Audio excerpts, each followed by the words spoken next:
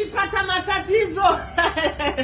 Leo saa 2 kamili episode ya 20 Mem kwa Skuri is back.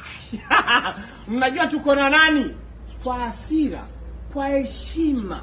Jinsi jamaa nilivyokuwa na mheshimu toka nikiwa hivi mpaka leo nimekuwa hivi. Mnataka kujua tuko na nani? Tumekaa kwa muda mrefu, kwa hiyo hatuwezi kurudi kinyonge. Kwanza kaimba na Mondi, kaimba na Kiba.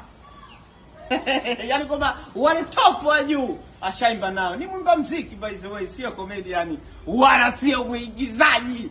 Oya, unaambiwa watoto wa kike toka enzi hizo wanamkubali kinoma. Unajua ni nani? Wanyamwezi wanamkubali, watoto wa kike ndo usiseme kabisa. Wewe unajua ni nani? Sikia, mimi sio Balesa kwamba ukimpatia ni nani nikupe milioni, hapana. Ukitaja jina lake ukimpatia vizuri 15,000 ya kwako. Sasa utachagua uweke vocha au utoe, kama ni mwenzangu na mimi ukale kwa mama ntilie. Ninayo furaha kuwatambulishia. Andika hapo chini kama unamjua. Bila kusahau Kisinia Restaurant mkabara na Mlimani City. Ona, hapa kimefungwa.